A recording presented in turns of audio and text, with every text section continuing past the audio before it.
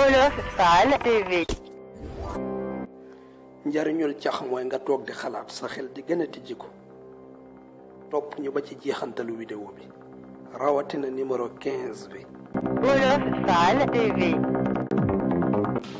ñu xool numéro 11 xanaa moo gën a yomb boo ko xamee nga dem ci Wolof Fall TV ci suuf commentaire yi nga wax ma mooy lan.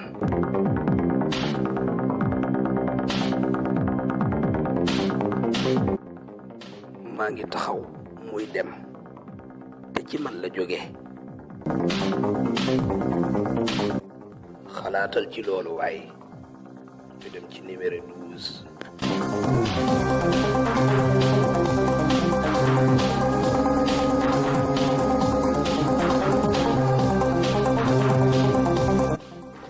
maa ngi dem moom mu des fa mu nekk te ci man la bàyyi ko.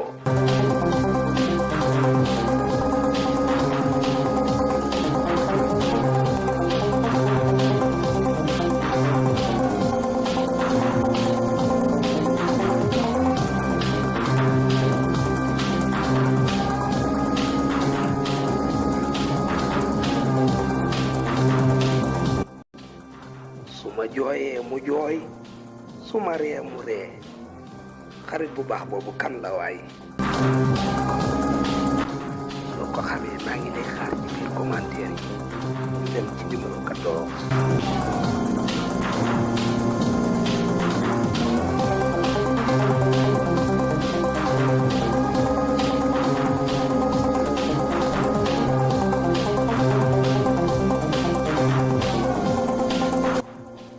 benn pax bu ñaari pax banqaasoo maanaam tur benn pax boo xam ne ñaari pax ñoo jóge ci moom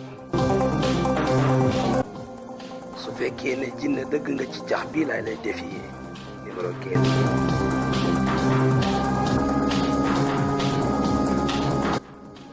jigéen gu ñuul gi nga xam ne dafa am ñeenti doom yu weex. Wolof Fall TV.